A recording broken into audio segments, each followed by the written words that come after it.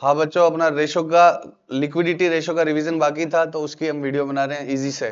Liquidity ratio में कितने type के रेशो है? लिक्विडिटी, सोल्वेंसी, एक्टिविटी और प्रॉफिटेबिलिटी। तो हमारा कौन सा बाकी था? Liquidity ratio. लिक्विडिटी रेशो सबसे आसान है। लिक्विडिटी रेशो में क्या आता है? सबसे पहले बातें नहीं, please Shantanu.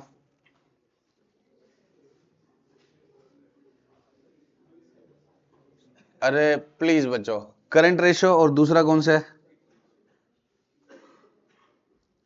Liquid ratio. Liquid ratio को क्या बोलते हैं? Acid test ratio.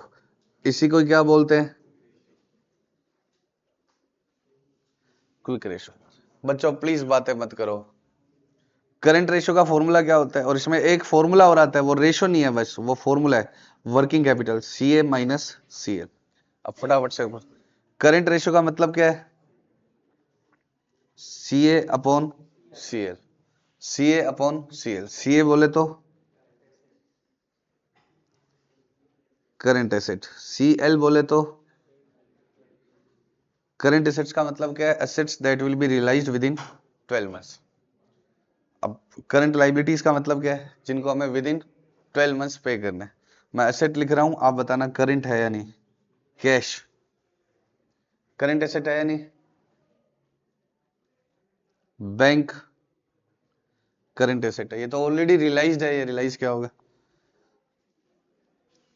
खाली इन्वेस्टमेंट लिखा हो तो मत मानना, लेकिन क्या लिखा हो, शॉर्ट टर्म इन्वेस्टमेंट लिखा हो तो मानना। शॉर्ट टर्म इन्वेस्टमेंट लिखा हो तो क्या मानना? Current asset.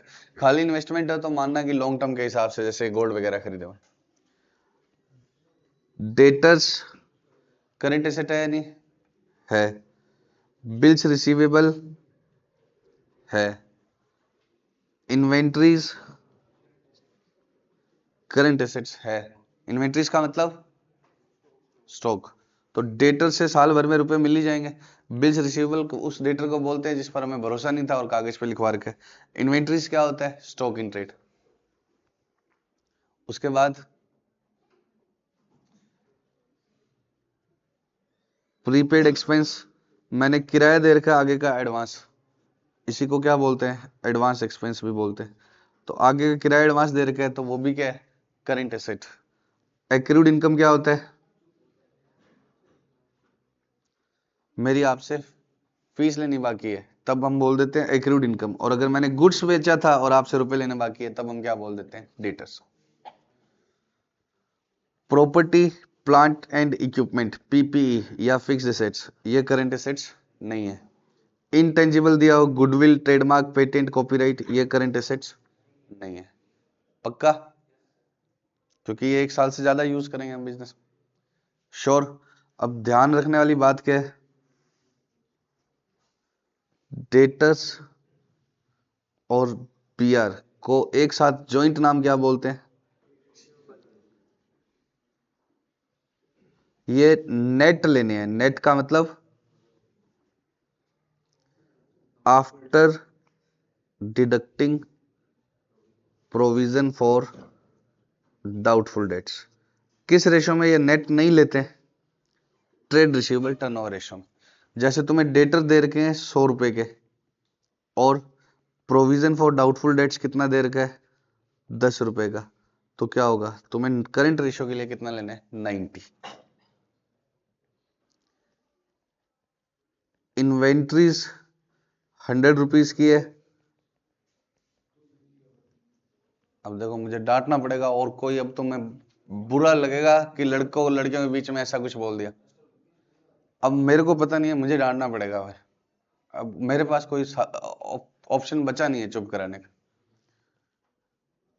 इंक्लूडिंग, शांत रूम, बाहर चले जाओ।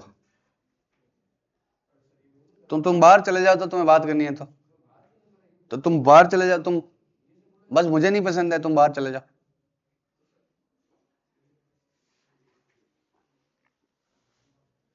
इंक्लूडिंग लूज टूल्स कितने का है? 10 का। तो कितना आएगा? बोलो। इन्वेंट्रीज में क्या नहीं लेना? टूल्स नहीं लेने, तो कितने रह जाएंगे 90 रुपीज। इन्वेंट्री में क्या नहीं लेना, टूल्स नहीं लेने, तो कितने रह जाएंगे 90 रुपीज। तो लूज टूल्स क्या होता है, हम मानते हैं इन्वेंट्रीज में, जैसे हमारे पास मार्कर पड़े हैं तो हम इसको मानते क्या है इन्वेंट्री, लेकिन ये कभी रियलाइज थोड़ी होंगे, ये तो हम पढ़ा कर। तो ऐसे फैक्ट्री में क्या पड़े होते हैं, गन मशीन, और ये जैसे एसी बनाना है तो नट कसने के लिए बार बार क्या है इधर उधर ढूंढना पड़ेगा, तो गन मशीन और खुली पड़ी रहती है, तो इनको किसका पार्ट मानते हैं, इन्वेंट्रीज का। लेकिन ये क्या नहीं है, करंट एसेट्स के लिए नहीं लेने। तो लूज टूल्स दिया हो तो उसको करंट एसेट्स में एक्सक्लूड करने। अब करंट लायबिलिटीज बताना।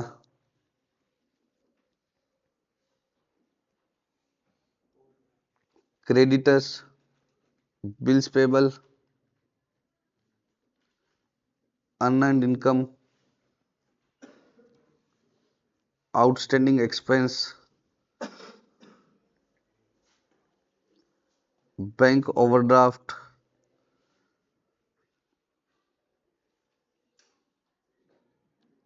खाली लोन लिखा हुआ है, शॉर्ट टर्म लोन लिखा हुआ है, डिबेंचर्स, बोरिंग्स लिखा हुआ है। क्रेडिटर्स करंट लायबिलिटीज में आएगा या नहीं, सीआरएस मतलब क्रेडिटर्स करंट लायबिलिटीज में आएगा। बिल्स पेबल, इन दोनों का क्या है, हमने गुड्स खरीदा हुआ है, बस इसको कागज पे लिख के दिया हुआ है कि तेरे पैसे दे देंगे, उसमें नहीं लिखा हुआ है। अनअर्न्ड इनकम का मतलब क्या है, जिन बच्चों ने पूरी फीस दे दी, 5-10% कोर्स बाकी है, तो वो मेरे लिए अभी तक क्या है ऑब्लिगेशन है, तो अनअर्न्ड इनकम है वो करंट लायबिलिटीज का पार्ट है। आउटस्टैंडिंग एक्सपेंस करंट लायबिलिटीज का पार्ट है। बैंक ओवरड्राफ्ट करंट लायबिलिटीज का पार्ट है। सैलरी बाकी है, रेंट बाकी है, वो क्या है आउटस्टैंडिंग एक्सपेंस। बैंक ओवरड्राफ्ट मतलब जल्दी वापस चुका देने। लोन या बोरिंग्स के बारे में कुछ नहीं लिखा होगा तब तक हम क्या मानेंगे, नॉन करंट है। शॉर्ट टर्म लोन या शॉर्ट टर्म बोरिंग्स लिखा हो तब क्या मानेंगे हम, करंट। डिवेंचर हमेशा नॉन करंट होते हैं। पक्का। अब आपको ये बहुत सारी चीजें दी होगी और आपसे क्या पूछेगा, करंट रेशो।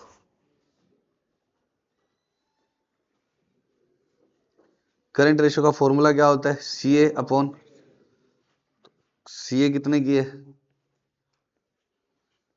अब कैश डेटर वगैरह दिए होंगे, जोड़ तो लोगे। सी ए मान लो 1 लाख की है और सी एल कितने की है 10,000 की, तो करंट रेशो क्या आ जाएगा 1 लाख अपॉन 10,000, तो कितना आएगा 10:1। ये हमेशा किस में निकलेगा, this:1। ठीक है, पक्का। और ये आइडियल कितना होना चाहिए 2:1। 2 से ज्यादा है तो भी बेकार है, कि आपने फालतू में कैश क्यों रख रखा है, कहीं इन्वेस्ट करो। और 2 से कम है तो और ही ज्यादा दिक्कत की बात है। कि मेरी करंट लायबिलिटीज 10,000 है तो मेरे पास कितने की करंट एसेट्स होनी चाहिए 20। अब 50,000 है तो कोई अच्छी बात नहीं है, इसका मतलब आपके पास कैश फालतू में पड़ी, आप इन्वेस्ट नहीं कर रहे हो, या डेटर में रुपए फंसे हुए आप निकलवा नहीं रहे हो। और 12 जारी है तब और ज्यादा दिक्कत है, क्यों, क्योंकि कोई एक आधे डेटर ने भी मना कर दिया तो आपकी लाइबिलिटीज की पेमेंट रुक जाएगी। तो एटलीस्ट डबल होनी चाहिए, और बहुत ज्यादा होना भी कोई अच्छी बात नहीं है। पक्का। अब ये क्वेश्चन देता है जॉइंट, वर्किंग कैपिटल देता है और क्या देता है, करंट रेशियो देता है। आपसे क्या पूछता है, कंपोनेंट ऑफ करंट एसेट्स और करंट लाइबिलिटीज। वर्किंग कैपिटल कितनी है 40,000, करंट रेशियो क्या है 5:1, और आपको क्या निकालना है, सी ए और सी एल, दोनों फॉर्मूले लिख लो। वर्किंग कैपिटल का फॉर्मूला क्या है, सी ए माइनस सी एल, कितना 40,000। वर्किंग कैपिटल का मतलब मेरे पास कितने रुपए यूज करने के लिए है, कि करंट एसेट्स अगर मेरे पास मान लो जितनी भी है उसमें से इतने तो लाइबिलिटीज को देने में ही लग जाएंगे, तो मेरे पास वर्क करने के लिए कितने पैसे हैं 40। और सी ए अपॉन सी एल कितने 5:1। अब इस फॉर्मूला से हमेशा इस वाले से किसकी वैल्यू निकाल लेना, सी ए की, और वो ऊपर डाल लेना। तो सी ए की वैल्यू क्या है, 1 C A is equal to, cross multiply करना तो आता है, 1 C A is equal to 5 C L. तो इधर किसकी वैल्यू आएगी 5 C L minus C L is equal to 40। तो 4 सी एल कितने का आएगा, डिवाइड बाय 4, सी एल कितने का आ जाएगा 10,000। तो सी एल निकल गया तो सी ए तो निकल गया। पक्का। ये अगर 10,000 है तो सी ए कितने का आ जाएगा 50,000। पक्का। तो ये आपको एक चीज दे देगा, दूसरी चीज आपसे निकलवाएगा। दो चीजें देनी पड़ेगी, दो चीजें गायब करनी है तो क्या होगा, देनी पड़े। और इस तरह के लेडीज क्वेश्चन दे दे, करंट एसेट 10 लाख की है, करंट रेशियो कितने का है 3:1, तो CL बताओ। Current asset upon current liabilities is equal to 3:1। Current assets की वैल्यू कितनी है? 10 लाख। कर लोगे आप? पक्का? लेकिन ये वाला कैसे करोगे? ना CA दी ना CL दी, तो उसको दो चीजें देनी पड़ेगी। तो CA minus CL is equal to 40,000। ऐसे मत कर देना कि यहां से CA की वैल्यू निकाल लो, कितनी आएगी? 40,000 प्लस CL, और वो इसमें लिखो, तो वो टेढ़ा हो जाएगा सोल्व करना। तो पहले इस रेशो से ही किसकी वैल्यू निकालना? CA CL की, और वो यहां डालो। पक्का? अब दूसरा क्या आता है? Quick ratio. क्विक रेशो क्या होता है? करंट एसेट्स में से क्या माइनस कर दो?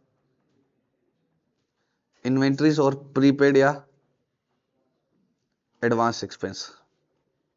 इसको क्या बोलते हैं हम? Quick asset. और क्विक रेशो क्या होता है? QA upon CL।